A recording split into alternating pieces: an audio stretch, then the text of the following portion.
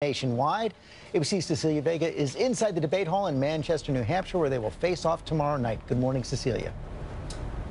George, good morning to you. The way this is being described, if this was the Super Bowl, it would be like Bernie Sanders' team getting a hold of the opposing team's playbook right before the big game. As you can see, the stage is set for the big debate right here behind me. It happens tomorrow night. Overnight, a major campaign violation. A Bernie Sanders staffer fired, accused of breaking the rules, tapping into rival Hillary Clinton's confidential campaign database that contains valuable information about voters from around the country. As a result, the Democratic National Committee temporarily suspending the Vermont senator's campaign from accessing the party's voter file, a major blow just as the race for the White House heats up before the crucial Iowa caucuses. The Sanders campaign blaming a software flaw, saying a glitch on Wednesday briefly allowed rivaling campaigns to see each other's private data. That's when the breach occurred. A Sanders spokesman saying that behavior is unacceptable and that staffer was immediately fired. This new campaign turmoil coming just as Sanders, Clinton, and former Maryland Governor Martin O'Malley prepare to face off in the final debate of 2015. Sanders telling the Huffington Post he's already looking far past Election Day. Have I started writing my inauguration speech as opposed to the speech I have to give tomorrow? Look, the answer is yes. And there's plenty of supporters who want to see him go all the way.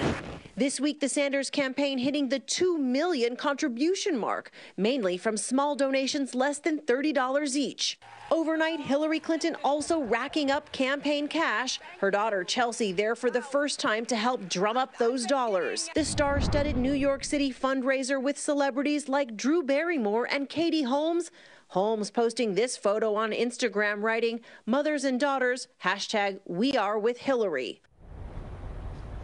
So far, no response on these allegations from the Clinton team, but the ramifications for Sanders could be huge. It's like not being able to access these voter files could be a real setback at this point in the campaign. George, you can bet all of this will come up right here in New Hampshire tomorrow night. Yeah, they're going to doesn't hold. Cecilia, thanks very much. Let's talk about the debate and the Democratic campaign with Matthew Dowd, our chief political analyst. And, you know, we saw that commanding lead for Hillary Clinton, 31 points nationwide, but Sanders does have some real strength. He does have some real strength. And if you take a look at the comparison between Bernie Sanders now and Barack Obama in 2007, when Barack Obama was 28 points behind Hillary Clinton and ended up winning Iowa and then going on and securing the nomination. So they're very much in the same place. Hillary Clinton has a commanding lead, but Bernie Sanders, just like Donald Trump on the other side, is drawing huge crowds. He's got the biggest crowds of anybody other than Donald Trump.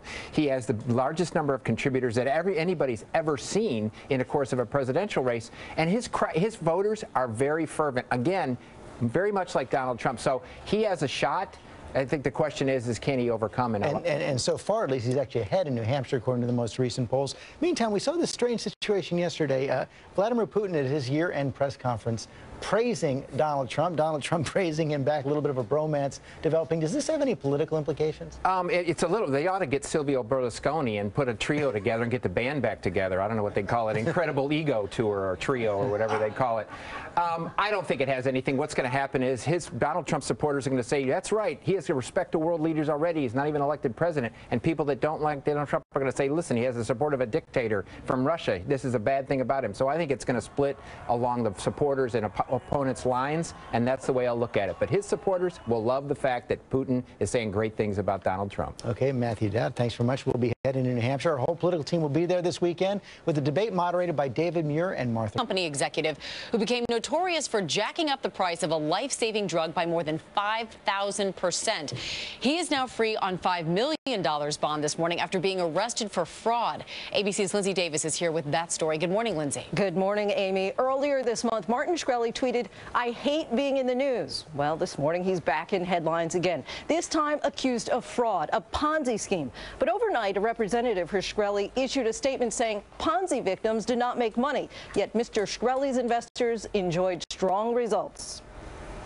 This morning, the so-called bad boy of pharmaceuticals, infamous for increasing the price of a life-saving drug from $13.50 to $750 a tablet, is out of jail on $5 million bail after being arrested Thursday morning for unrelated fraud charges. Shkreli essentially ran his companies like a Ponzi scheme. Court Court documents allege Martin Shkreli, the 32-year-old hedge fund CEO, allegedly got millions from investors, and when he lost their money through a series of bad trades, took money from new investors to pay off the old ones. He then started a company called Retrophin, acquiring old drugs and selling them for higher prices, according to investigators, using that money to pay off his hedge fund investors. These charges in today's indictment highlight the brazenness and the breadth of Shkreli's schemes and the outrageous web of lies and deceit. Shkreli pled not guilty on Thursday. We interviewed him back in September, after he increased the price of a drug used to help people with AIDS and cancer by more than 5,000%. Donald Trump called him a spoiled brat. There was a lot of vitriol out there targeting you. One of the headlines even saying that you were the most hated man in America. I'm not a greedy person. But at a later event, I could have raised it higher and made more profits for our shareholders, which is my primary duty. The 32-year-old posting hours of video of himself online, eating, sleeping, on his computer, turning heads for tweets like this one. 50 to 100 date solicitations a day for me, the world's most eligible bachelor. Sorry, but you have to be a shareholder to meet me. I don't really care about people hating me. Who gives a Shkreli also angered people when he purchased the only copy of a highly anticipated Wu-Tang Clan album by promising he wouldn't release it publicly. The man speaking on his behalf also said Shkreli is confident he will be cleared of all charges. And online, people are joking that his attorneys should actually raise their fees 5,000% to represent him. He paid like $2 million for that album. The U.S. attorneys don't know where he got the money. Yeah, and interesting, the police tweeted last night that they didn't seize, this was not a seizure arrest, so they didn't get the Wu-Tang Clan album. All right. All right. Thank you, Lindsay. Another young man behaving badly, the most wanted teenager in the country right now, Ethan Crouch, escaped with just probation after killing 4 people while driving drunk. He's on the run now, pursued by the FBI and U.S. Marshals, and ABC's Matt Gutman has the latest. This morning, investigators telling ABC News the teen fugitive, infamous for that so-called affluenza defense in court, may have a huge head start on authorities. I believe they planned and timed their getaway to give them the maximum amount of time to be gone before we started looking for them.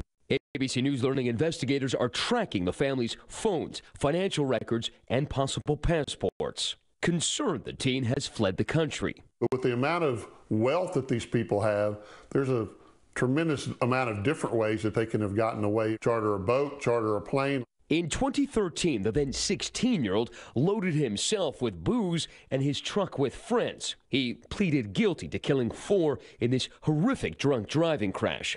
His sentence, 10 years probation and 0 jail time. His legal team argued he suffered from affluenza, that he was too spoiled to know right from wrong. Investigators say shortly after this video was posted to Twitter, purportedly showing him at a boozy party, Couch vanished. Now on the run, authorities believe with his mother. Do you recall ever disciplining Ethan for anything? Sometimes I would take little things away from him, or we would just discuss the problems. But now his mother may be the one to suffer consequences. It is a felony to aid and abet a fugitive, and the sheriff tells us if there's any way they could possibly prosecute her, they will. But Ethan Couch, because he's still considered a juvenile under the law, he's unlikely to face any jail time if apprehended. George. Hard to believe. Okay, Matt Gutman, thanks very much. Dan Harris here with today's other top stories, starting with a major battle with ISIS overseas. Yeah, guys, good morning. For the first time in months, ISIS has carried out a significant attack in northern Iraq near their stronghold of Mosul. Hundreds of fighters launching at least 4 coordinated attacks, but they were repelled by American airstrikes and by Kurdish and Canadian forces. This does raise concerns, though, that ISIS can still launch a major assault despite months of coalition airstrikes. Back in this country, in Chicago, they're bracing for a day of demonstrations as the police officer charged in the shooting death of Laquan McDonald is set to appear in court. Protesters are planning to block traffic near Midway Airport and in areas of the downtown.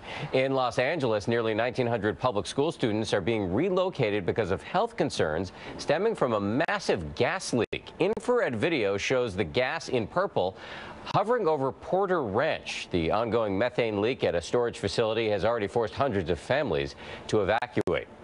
Pope Francis has paved the way for Mother Teresa to become a saint. He has now recognized a second miracle attributed to Mother Teresa, who is known as, quote, the saint of the gutter for her work with the poor. She's expected to be canonized next September. And finally, check this out, an amazing reaction to a convenience store holdup. Look what happened when a shop owner in New York was confronted by a masked man wielding a shotgun. Was he used to fight back? He throws his slipper at the dude.